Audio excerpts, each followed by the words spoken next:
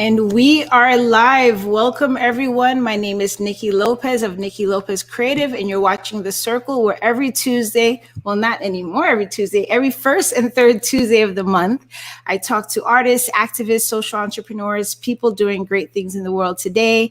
And today I have a very special guest and friend, Sue Gallagher. Thank you for joining us.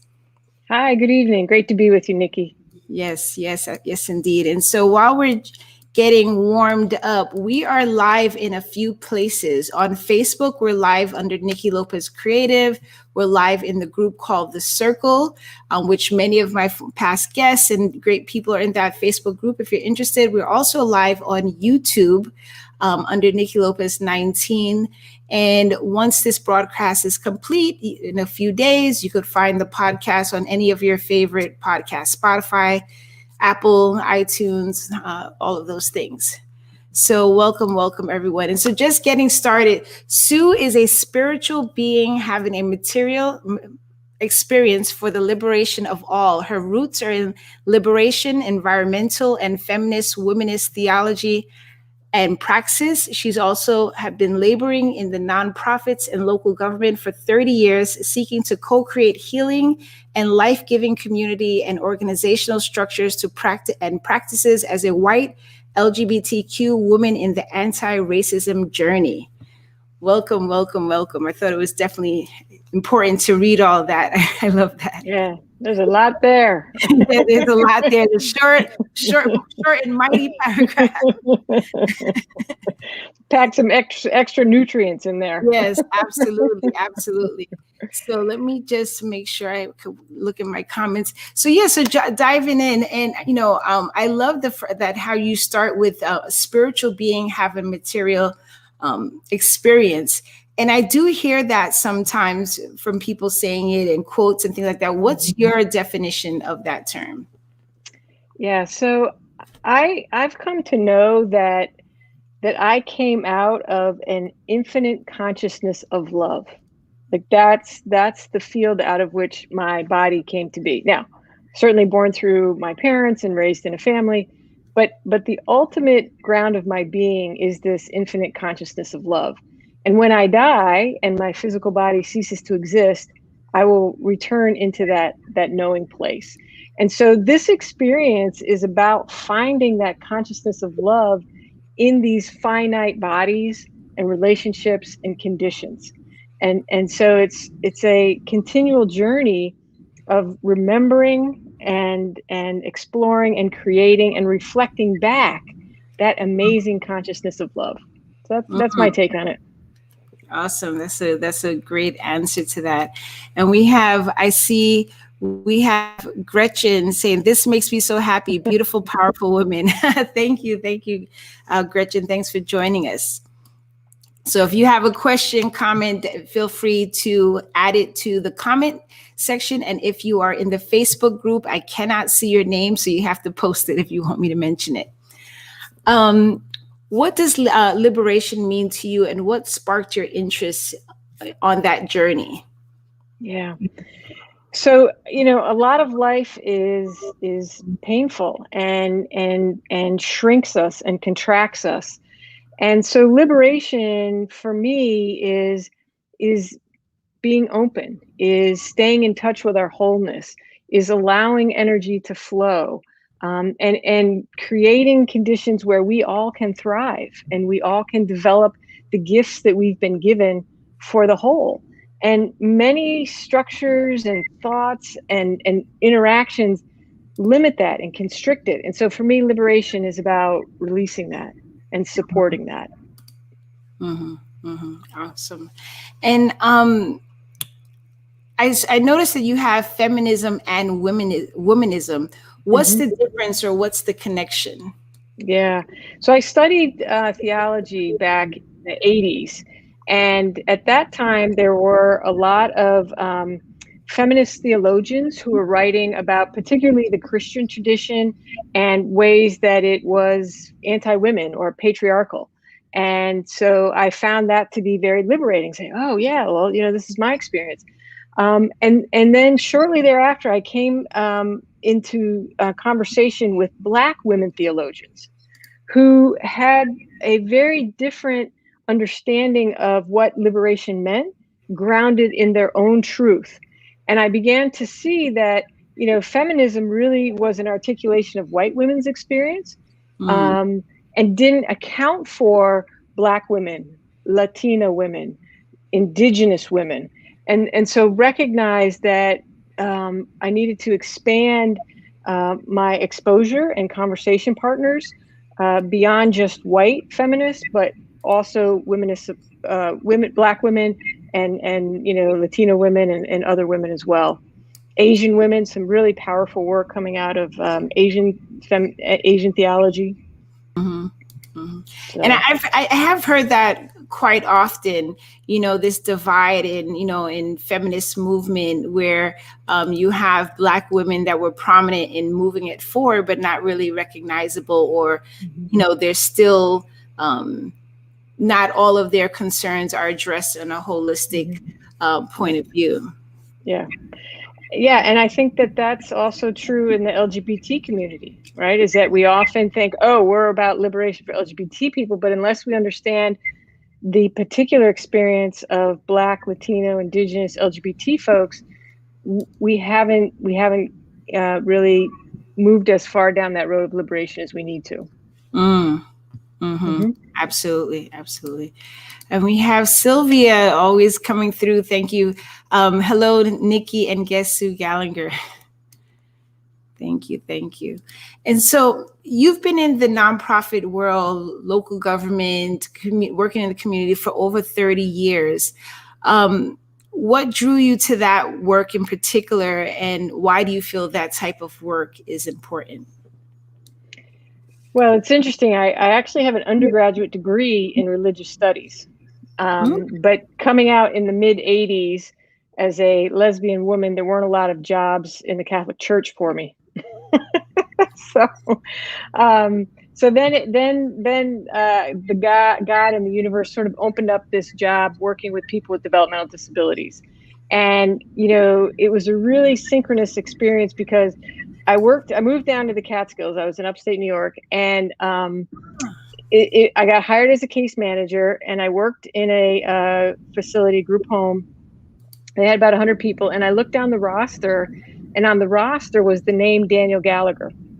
And I had a brother who was 2 years older than me. He died when he was 9 and I was 7, and that was his name. And I was like, wow, just blown away and immediately connected to the work in a really powerful way. And so I recognized that there was a home for me in this work, and that this was a place of growing love. And I currently am a deacon at the Sunshine Cathedral here in Fort Lauderdale. And one of the things our senior minister says is that, we pray that people who are ill or have disabilities be tended to with gentle hands, right? Like there are times in our lives when we're all vulnerable, when we all need assistance, and may we be tended with gentle hands.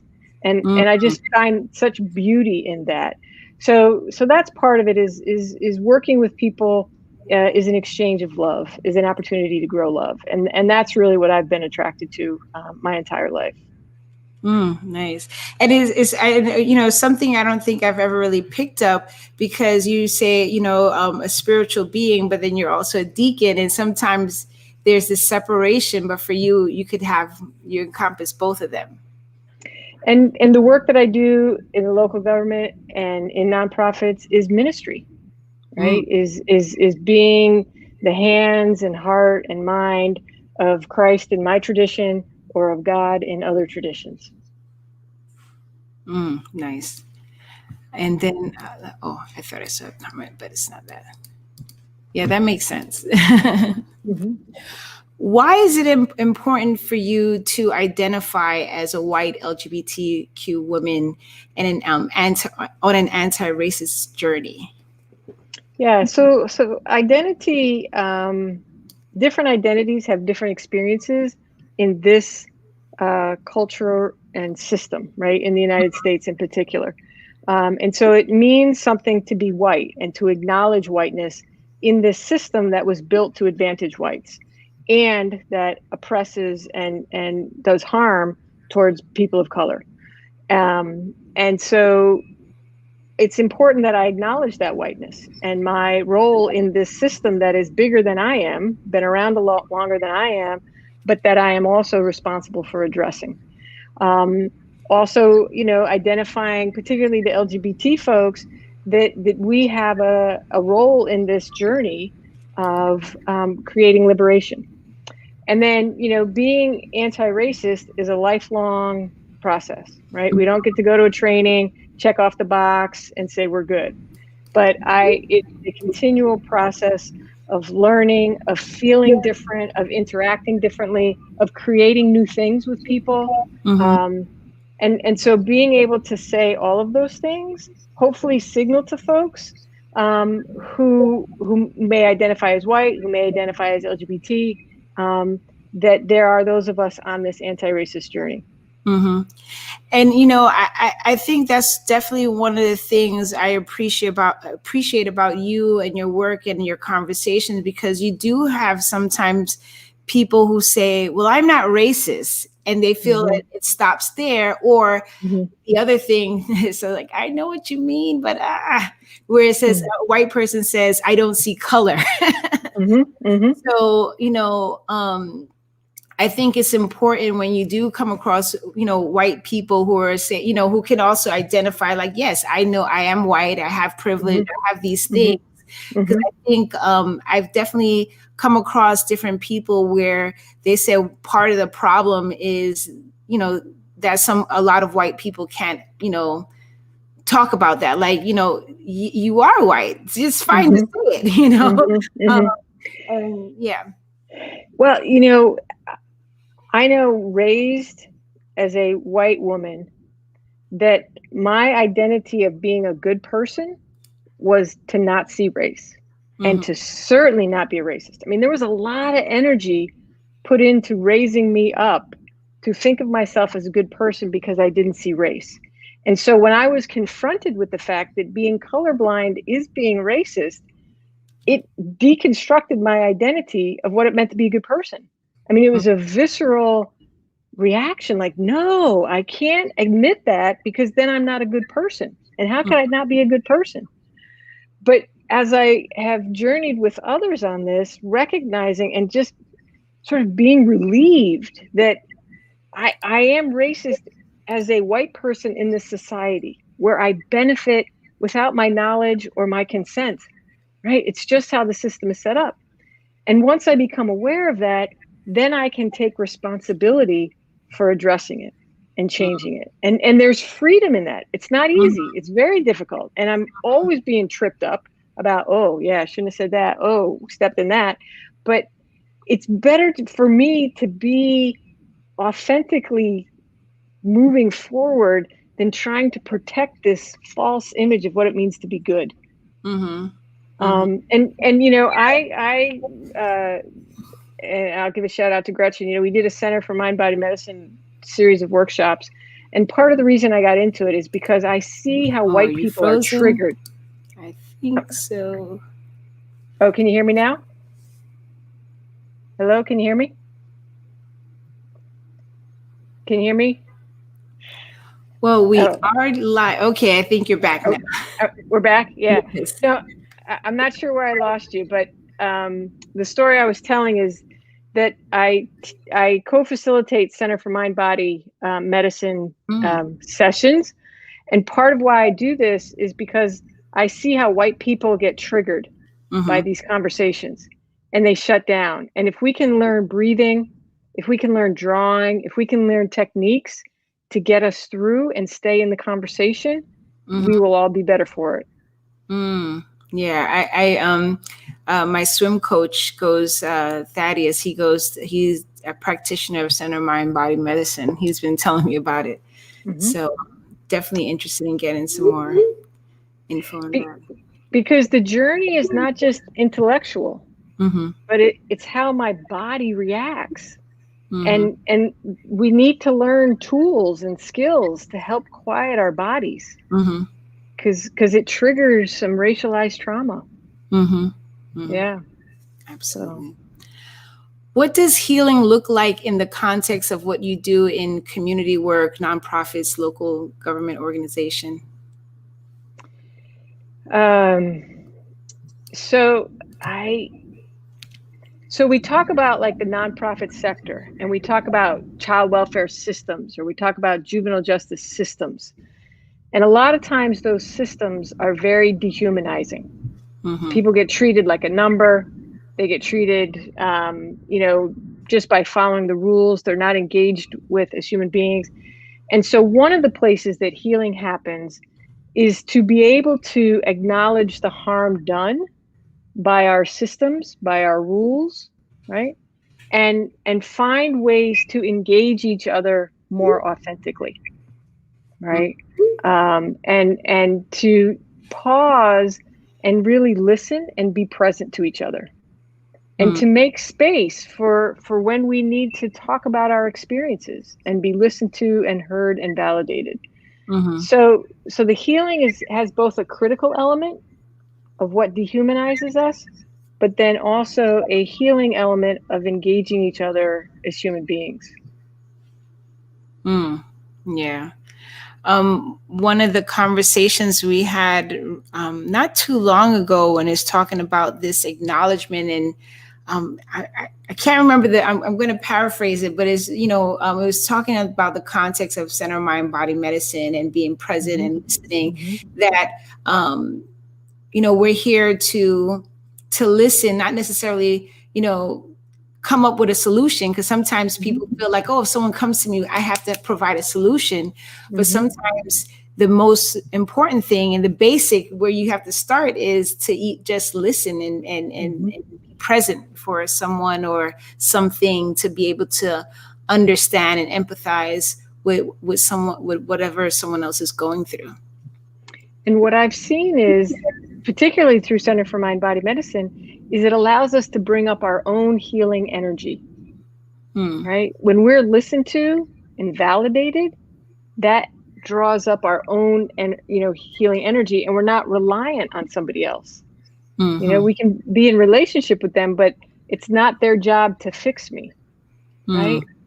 But it is their job to witness and love and support on the journey. And I wanted to definitely jump into one of the spaces that I know that you work with, the CSC, the Child Service Council of Broward. Can you talk a little bit about, what that is, who they are, some of their services and things that they provide? Absolutely. Florida doesn't have a state tax. And as a result, there aren't a lot of funding for prevention programs, but they passed a law that said counties could tax themselves. And so in 2000, the Broward County voters created the Children's Services Council, which is, its mission is to ensure that children become responsible and productive adults. And we do that through prevention programs, after school programs, family strengthening, diversion, maternal depression, supporting children with special needs and their families. And so over the last 20 years, the Children's Services Council has supported programs in the community that help children and families thrive. We've also provided advocacy to put forward those things that we know support children and families. And we provide a lot of leadership. We coordinate a lot of the child serving partners in Broward County. And so it's an organization that really is a hub for advancing the well-being of children and families in Broward. Interesting. Thank you. And I know they have a lot of, I was checking out the website, I know they have a lot of different services and workshops and things like that. But one of the things in particular I wanted to kind of focus in on, and I thought it was kind of interesting that they're dealing with children and families, but it also kind of makes sense. There's a workshop, a racial equity workshop. And I'd like to spend a little time on that. If you could, talk a little briefly about what that is, and, and it's interesting that it's offered from, CSC. So back in 2015, our council, we have an 11-member council, said to the staff, listen, are our investments making a long-term difference? And if not, why not? And that really began us on a journey of understanding the history of racism in Broward County, and why communities have such different kinds of resources and how that affects our children and families. And so we entered into partnership with Kim Campbell and Suzanne Bundy over at Broward County Human Services Department to begin to bring in people who could help us understand how racism is showing up in people's lives and what are the things that we need to be doing about that. And so we've been on a 5-year journey of very intensive 2-day workshops. We're partnering now with the Racial Equity Institute out of North Carolina, where 40 people at a time go through a process of understanding historical racism in the United States, ongoing structural racism, how it shows up today, and then how it's internalized for white people and for people of color, Black, Indigenous people of color. And these workshops have been critically important to really addressing racism, because it gives us a common language. Because even as we've talked here, people have very different definitions of what it means to be racist. So if we can get some common definitions, if we can get a shared analysis and understanding of racism, then as a community, we can begin to work on it, right? The conversations don't keep getting shut down. So this education has been critically important for us to advance racial equity work in family and child serving systems. Absolutely. And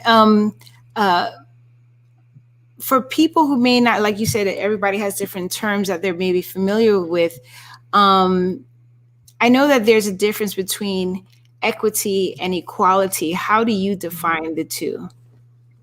So one of the things that came out of race neutral, this idea of being colorblind, is also this idea that we just have to treat everybody equally, right? Like, that's fair. We give everybody the same thing.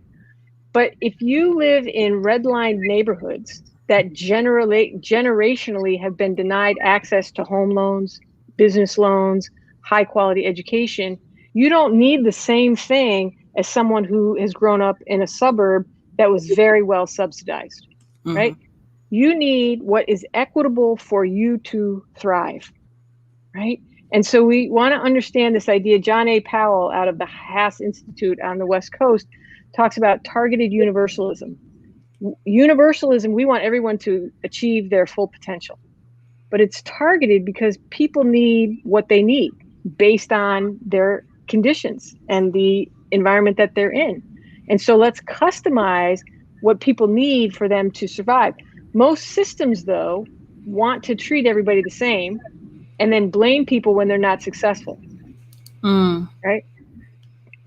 Yeah. And so that is the difference. It's not about treating everybody equally. We want equal outcomes, but we want to treat people equitably to ensure people get what they need to succeed. And, how does that relate? Because, I didn't take the 2-day workshop, but I did take one of the workshops that was offered to some board members from some of the local nonprofits. And so I was there with Island City Theater, and I know we can't get into the whole thing, but one of the things that kind of struck me in terms of, especially because CSC deals with children's services, like when someone comes in for help and all of these different barriers that are set up, that they don't really get the help that they need. And I wonder if you could kind of like brush on a little bit of that, or, Yeah, we are looking more closely at how our eligibility criteria or our intake criteria may be barring people from what they need. And so we are now beginning more projects where we're working with community members to understand what's a barrier, what would help, and how we maybe can co-design some new solutions. So it's an ongoing process, but we at least recognize that we really need to partner with participants and community members to create more access and better results. Yeah. And I think that's a really important thing, because as people are talking about systems, or, systems of inequality, how do we create, how do we fix it, or really not even fixing it, recreate the system where it's equitable for all people? Yeah. Mhm. Yeah, we are committed to things like emancipatory research, community participatory action research, learning with people and not just doing to people. Mm, And so over the next few years, we anticipate really deepening those relationships and those participatory processes. mhm, To your point, to recreate systems, mhm, right? And to know the limits of institutions and programs and agencies, like where does that end and where does community begin, mhm. right? And what's that relationship and how do we foster communities and community conditions where more people can thrive and you're not just reliant on a service, right? It's a Mhm. both and. Absolutely. And we have a comment from the group, Allison Butler. She says, this is a very important subject and presentation. Thank you. Racism is built into every system in all facets and laws of this country. Yeah. Thank you Absolutely. for that. Yeah. Yes, absolutely. And And it's changed the way, if I may, it's changed the way we work. If we acknowledge that racism is embedded in everything, mhm, then we have to be talking about racism in all of our places, right? We mhm, have to apply this race lens to all of our work, and that is a shift in our culture. mhm. And another, as we're talking about these things, that I thought it was really nice, important to highlight, when it talked to in the workshop where it talked about these implicit biases, and how both white and Black people, all of us need to be conscious of them because all of us have them. Because I think sometimes, that is missed when we talk about racism. There's some people who feel like, well, Black people didn't create it, it's white people, so they have to fix it. So Mhm. there is some truth to that. But at the same time, if we're saying the systems that were created were built on this, and we were raised in this system, we were raised on the media and all of these systems put in place, then we also have to take on where we also have some of those biases. So we're learning as well to check those things and work on those things. So it's like an all hands on deck process. Yes, yes. And the good news is that there is a lot of research and strategies about how to reduce those biases. And so it's a matter of bringing that into our conversations and into our work, and paying attention to it. Mm-hmm. And I think it's really important when you're talking about the like, where does like agency ends and community starts, and that communities get this training to, because they're talking to people, they're going out, they're doing the work, so that a lot of times people, not even the fact that some people feel like, I didn't see racism as some issue. Like people are stuck just now, like, oh, maybe there is something racist going on. Like, where were you? Um, but it's nice that that training is available for everyone, but also in particular organizations that deal with people, organizations that get grants, organizations that are impacting people on a regular basis, so they're able to train their staff and they're able to make more conscious decisions and things like that. Yeah. And we have a 2-hour training that's available at cscbroward.org, Equitable Communities. And you can view that anytime. It's got videos, it's got the PowerPoint, all of that is accessible to the community. And we'd love for folks to take a look at it. Okay, I'll see if I find the link, or if you send me the link, I'll post it in the comments afterwards. So Okay. if you're watching on Facebook or YouTube, or if you're listening to the podcast at some point, if you go to Facebook or YouTube, the link will be in the comments eventually, if it's not there tonight. Okay, we have a comment from Tabitha. All hands on deck. Yes, this issue is so deeply rooted in the fabric of our system. It will take all of us. Yes. Yep. Absolutely. And we need to dedicate resources, time, money, and opportunities to collaborate to address it, right? Like, it's not just a side issue that, a group over here is working on it. To your point, it's on all of our agendas. at our job, and it really is all hands on deck. Thank you for that comment. And ongoing, because I think we kind of like joked a little bit about this beforehand, like, okay, we don't have to wait to February, we don't have to wait to Juneteenth, we don't have to wait to an unfortunate other mass shooting or protest. This is like an everyday, hey, it's Wednesday, 4:00, let's talk about it.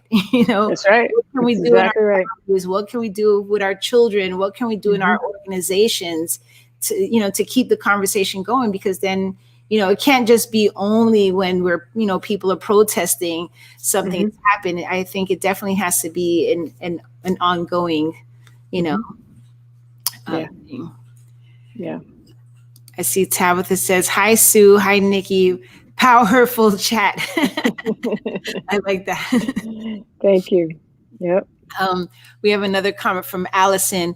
Yes, we can no longer afford to be unbothered by the inherent everyday racism that is just accepted. I am not afraid nor too shy to be the first one to bring up the subject up when given the opportunity.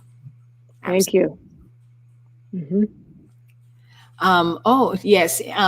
And there was something. Yeah, and that's the other thing too, because sometimes people don't want to be the one, and I don't know if it works out the same way. Like sometimes, at being someone of color, when you feel something's racist and you don't want to get accused of pulling the race card, but there's so many things. So sometimes, being bold, like Allison said, to like being able to like call it out, because sometimes it's just like, man, I don't want to say that, but we have to kind of push ourselves on all fronts, Yeah. And also create a culture in the group or the organization where saying, oh, you're playing the race card is not acceptable, because people ought to have space where they can express how they're receiving things. And if it's being received as racist, and people be able to witness that and hold that, right? And not just shut down. And that takes, again, this environment of education, support, listening, and honoring people's experience. Absolutely. Tabitha has a great question. Could you give an example of how to identify a bias? So one of the ways that we've been working in Broward on bias is in the child welfare system. And we've seen that there has been a disproportionate number of Black children being removed from homes. And sometimes the bias is about what's happening in a Black family that makes it unsafe for a child. But if those same conditions were existing for a white family, that child may not be removed, right? And so it's looking at people who are making those decisions to be able to pause and say, if this were for a white family, would we be making the same decision, right? So that's just one example. But in the juvenile justice system, around young people, young Black males being perceived as more threatening, or young Black girls being adultified and seen as more responsible for teenage behaviors, those are some of the ways that we're seeing and trying to reduce bias that's happening in some of these systems. Yep. Thank you. And then we have another.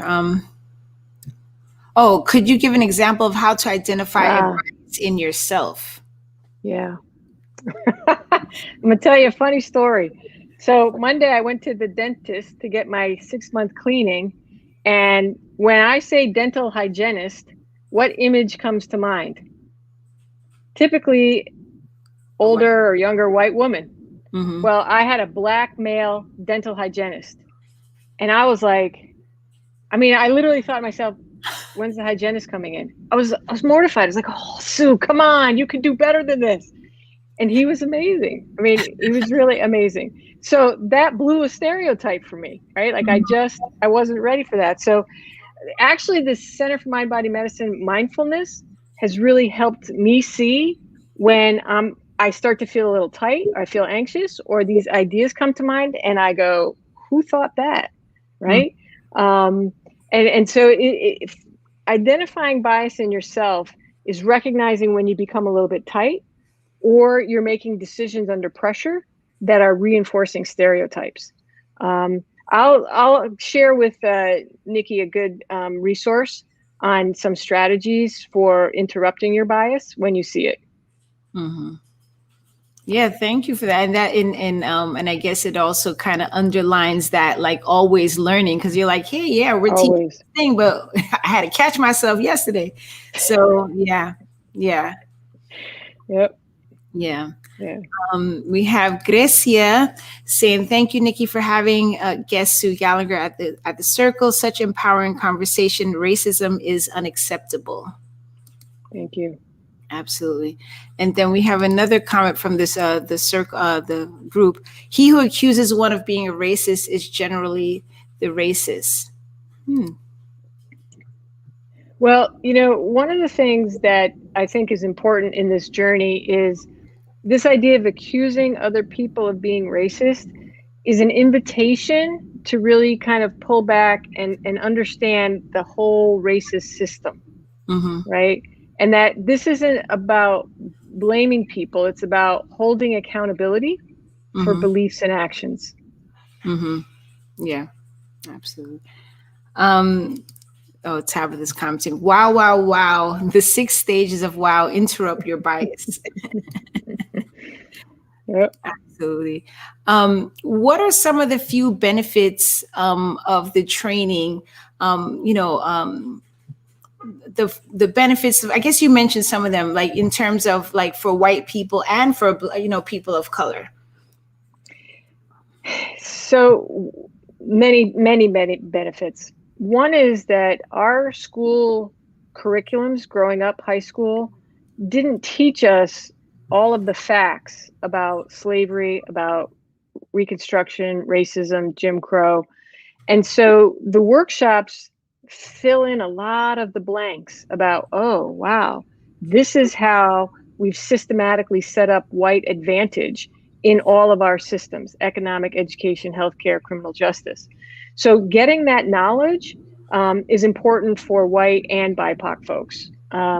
It also invites us to go internal to say, how has racism been internalized? In white people, how have I internalized this sense of racial superiority, that I should be comfortable around this topic of race, that I am entitled to have people defer to me? What are these ways that internalized superiority shows up? And that's really important because people sense it if we're not paying attention to it. And then for BIPOC people, what I've heard from my colleagues is that they also are invited to consider how they've been internally oppressed by this, right? How they may diminish their gifts, their voice, their willingness to speak up because of this generational pattern of racism. So it both enhances our cognitive and intellectual understanding of racism, but it also really draws out some of our emotional patterning around racism. Mm-hmm. Absolutely. And I would just speak just of, a person of color, Black. I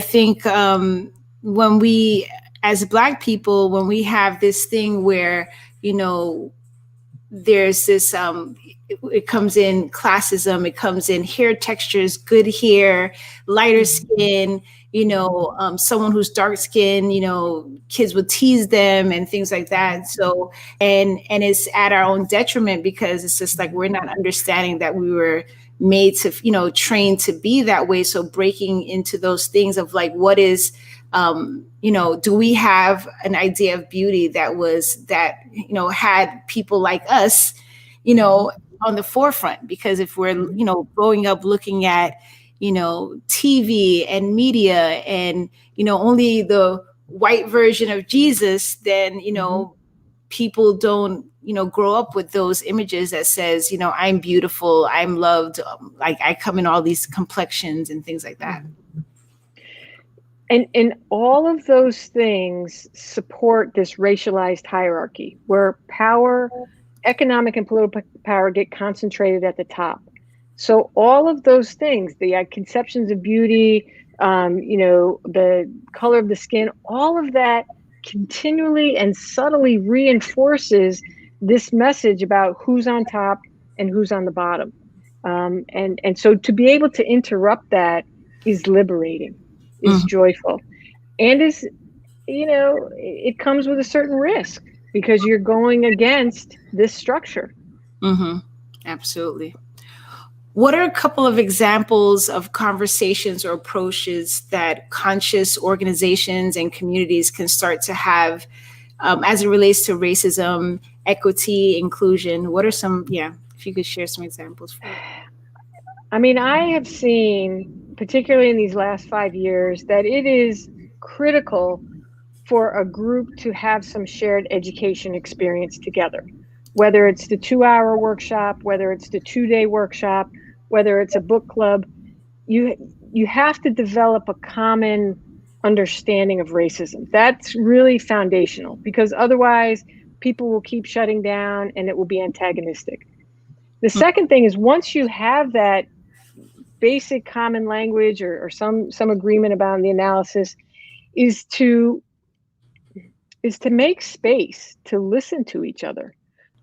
We also have, after George Floyd's murder last year, we spent a lot of time at my job just listening, and holding the harm and the pain that people were experiencing as a result of that.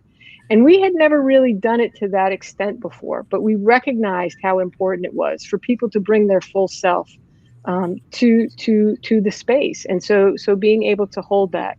We also have affinity groups, right? So we have a white affinity group, a Black affinity group, and a Latino, what we call the caucuses. They're all the caucuses.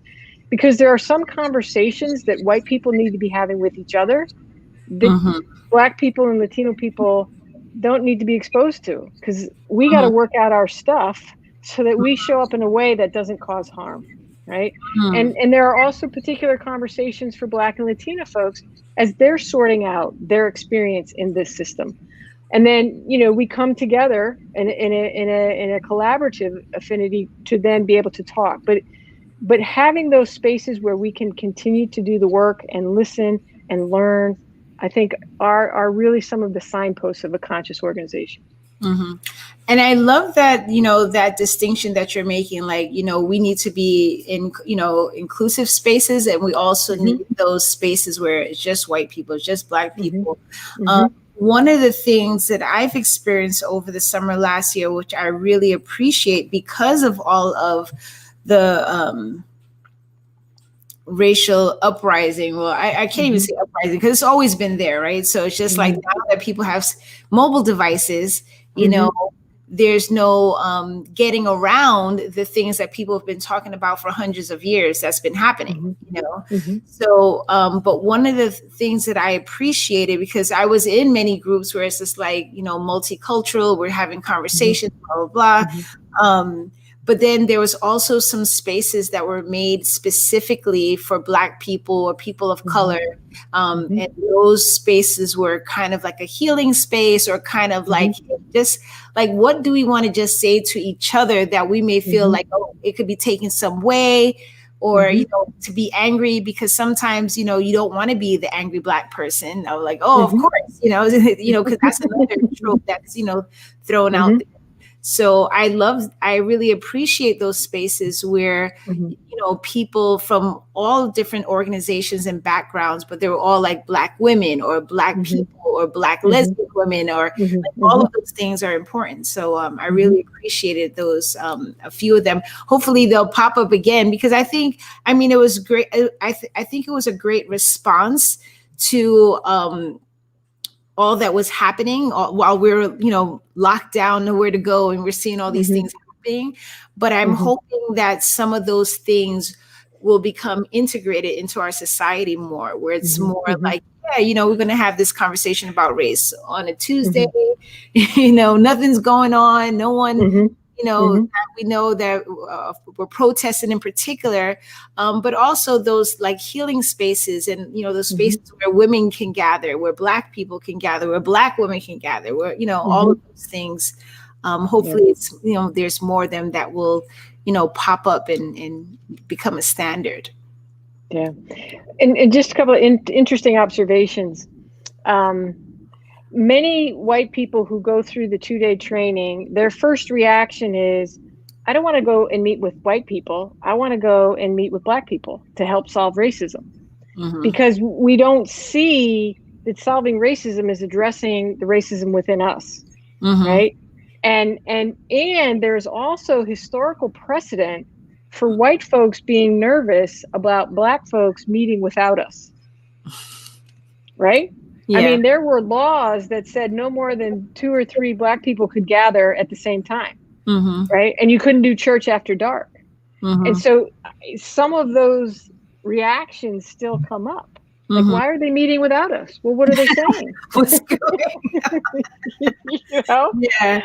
And so it's very interesting. As you learn the history, you see those patterns still showing up, right? It's amazing. And you know, when you talk about systems, I think also and you know, in education, but not necessarily the education system, we didn't focus specifically on the education system, but what blows my mind is that I still every now and then come across like articles or videos where like there's states in the United States that don't even mention slavery. So you have children growing up, you know, going to school, getting an education, and they don't know about slavery that happened in this country or enslavement of Africans. It's like, oh yeah, they were immigrants. We gave them, you know, they had great choices, you know. And so when we talk about these systems that have to be corrected, and I know there's a lot of people, like there's, I think it's with the 1619 Project, there's different things happening. There was also, I can't remember the filmmaker, but he just did a documentary about, you know, taking out all the brutes, but, you know, it's Raoul Peck. Yes. But he was talking about like the story that's never been told because, you know, like there's a quote about like, you know, as long as the hunter, you know, the story will only be told by one side. So all these so many generations that we've had, you know, have only heard one side of the story. So like, of course, people don't see these things because they're, you know, it's in the education system that's faulty, you know, that they're not even being taught, you know, what really happened, you know? Yeah. And they recently just passed some laws in states that you can't talk about critical race theory. You can't talk about racism as a structure. So it continues. Yeah. Allison is saying there's also a conversation to be had about the concept of race, which is the core of it all. And in my understanding, race was created by racism. And racism is a system that benefits the political and economic ruling class with economic exploitation. And I mean, look at voting suppression laws, right? And look at economic exploitation over the centuries. This system of racism created the categories of Black and white to serve those interests. It is not a scientific category of race. It doesn't exist. It's false science. Yeah, I've heard that as well.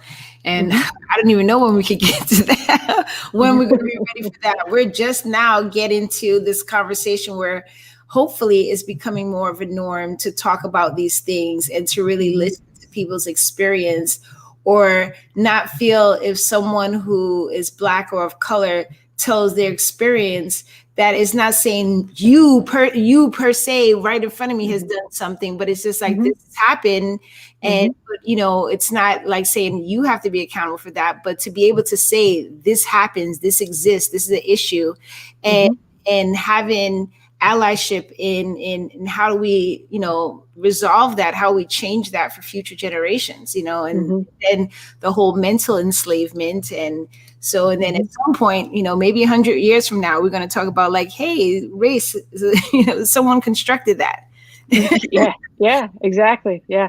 Well, and I have a colleague that I've worked with. Her name is Tawana Petty, and she's now working for Data for Black Lives. And she wrote a book called Towards Humanity, where she actually, and I'm still wrapping my mind around this, critiques the idea of white privilege. And she says, is it really a privilege to be safe when others aren't? Is it really a privilege to have access to high quality education when others don't? Is it really a privilege to have when others don't? And she's really pushing us to say, what does it mean to be human? Because she finds that continual use of the term white privilege continues to elevate white folks. And that elevation is what dehumanizes us. So, wow. Yeah. So Working many layers. Working on it. She said precisely. Absolutely. Yeah. How can people connect with you or some of the services that you talked about and mentioned today? Yeah. So I would just email me at sgallagher@cscbroward.org. And I will send you the link with the trainings on it. And then we can get you connected. You know, the county has some seats available for the REI training. And, you know, that's how I think we can get connected. Okay, so I'll put for resources and training. I'll put that in the comments. Okay. And I will also put that.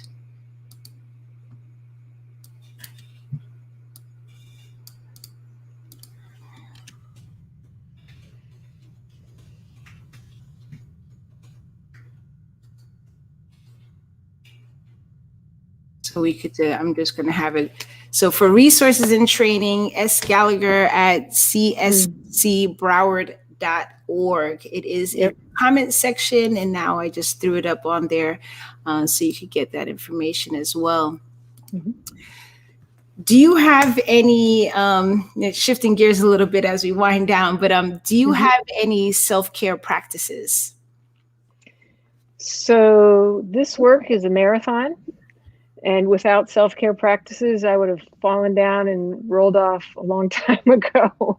So I have a whole array of self-care. One is I walk and bike in the morning. I love the outdoors and being in nature, and I'm so revived by sunrises and breezes and birds. That's really important. I also this past year during the pandemic got certified as a level 2 Qigong healer, so an energy healer, which I've used a lot with family and friends and self.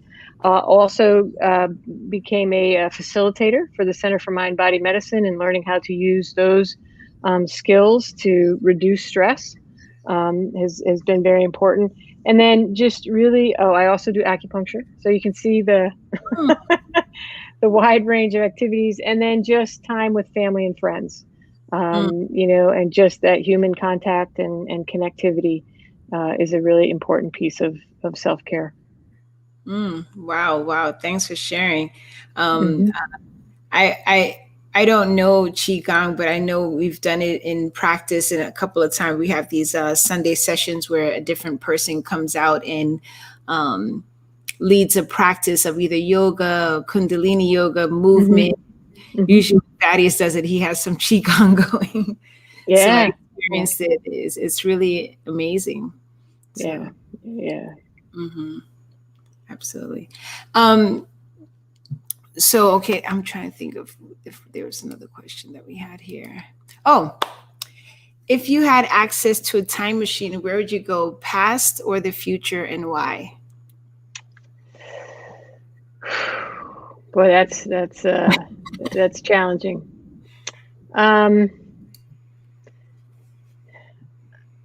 guess I would go future.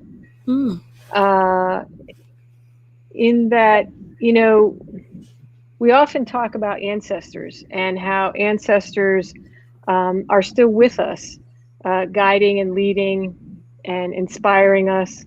But I also believe, and I don't have a great word for it, but like fusesters, right? Future cesters, future ancestors, who are also calling us into our highest and best selves, to create the future of which they are a part. And so I would like to spend more time with the future ancestors, to see how we've evolved, and to see how love is manifesting in the future. And I see Allison is saying me too. I'll see you there. Yeah, I think that's an interesting. I love that. That's, I always love everyone's approach to that answer. That's kind of like my trick question that I always ask. But I like that idea, and it's just like on so many different levels, because I do feel like, there is this universe. A couple of years ago, when I attempted to try to implement jogging in my life,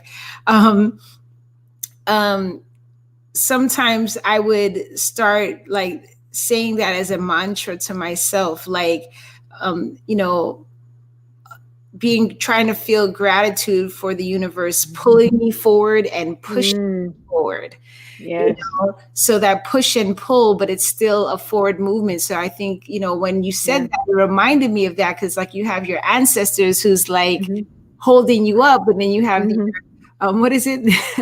Fewsters pulling you to the future. Yes. Yeah, we got you. Here's this new thing. So I do like that concept. And then, I'm going off a little bit on a tangent now, but when there was a conversation I recently had with someone, and we were talking about trauma and generational trauma and things like that, and how like people who are practicing healing now, how we're also healing generational traumas, and then also the trauma of slavery and a lot of other things. People don't realize that that's passed down through DNA. So there's that concept of it. But then someone said, well, a woman, when you have a female, a cis female, she has all in her mother's womb, she has all the eggs she'll ever have. So like whatever, if a woman is pregnant with a girl child, and they're experiencing trauma, whatever they're experiencing, that fetus is picking up on that. And so is the fetuses that may get, developed into a baby generations down the line. Yes. So it just kind of brings in all of that into play when you're saying that. So yeah. Which is why I would also be drawn to the past, to be a healing presence at that time, because I think back to the trauma of my Irish ancestors under the English rule, and the trauma that they then came to the United States with and passed on in many virulent anti-Black riots and movements and things, and just to be able to interrupt that, right? That would draw me to the past as well. Absolutely. That is awesome. So, oh my God, I'm just so excited to finally be able to connect with you and to share what you're up to with the circle. So I thank you so much. I know we've been kind of like, we're going to get there. We did it. Yeah, we did it. And I think, everything in due time. So I think it's definitely a perfect moment to just create this space. And, I'm just really honored to have you on and to create that space and share that with anybody who may watch this. Definitely happy for that. Allison said, worlds within worlds. Yes. Absolutely. So, you have any like final words that you want to share before we close out? Well, I just want to thank you, Niki, for creating this amazing space. It's just such a joy to be in conversation with you and with everyone who's been with us tonight. I mean, these spaces are sacred, right? And really lift up our sacred worth. So I want to thank you for your ongoing space making. Space making. That's a new one. Thank you. Oh man, thank you so much. Great. So we have Allison saying, thank you for sharing. Absolutely. Yeah. Absolutely. So I want to thank everyone who is live with us, who's shared a comment, a question. Thank you for being here in this space as we create this space together. Thank you for your feedback and comments. And, I invite everyone, if you got something from this, if it's one thing that you got from it, please consider sharing this video, whether you're on Facebook, whether you're on YouTube. There's a lot of good information in this particular chat, and you never know who you can impact just by sharing this video, and someone who might need the knowledge or may want that resource or may want that workshop or just have that conversation can get that from you by sharing. I also want to thank people who are going to be watching on the replay. Thank you for watching. And I also invite you all to share it. If you hear it on the podcast, share the link with people. Allison, hi, Sue and Nikki. Oh, that might be another person in the group. Hello. Thank you for joining us. We're wrapping up. I don't know. Dr. Naomi Ruth Cobb. Thank you. Yes. Hey. She's great. Yes, just wrapping up. Definitely, Dr. Naomi Ruth. Please, check out this video. It was a really good conversation. I think you would enjoy it.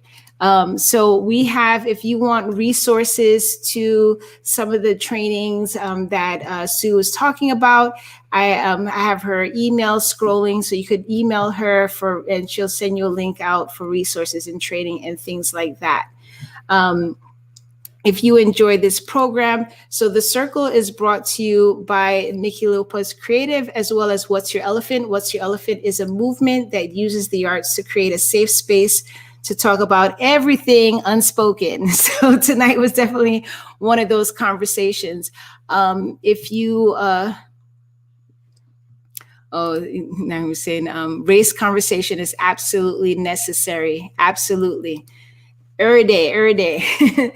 So if you enjoy this program, if you want to find out a little bit more of what I'm up to, other programs like this, please go to what'syourelephant.org.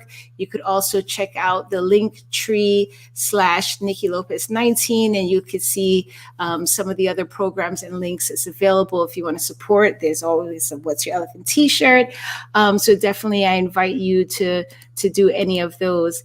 And that is a wrap. Thank you so much for being here this evening.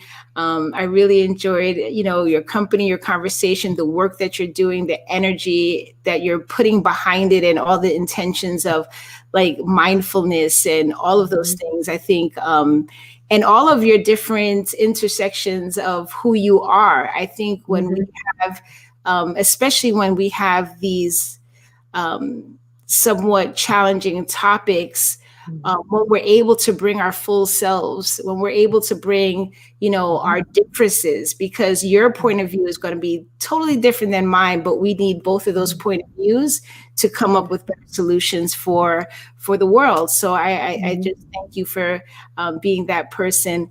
And I am going to sign off for now. Again, this is The Circle. The first and third Tuesday of the month, we are here at 8:30 p.m. Eastern Standard Time.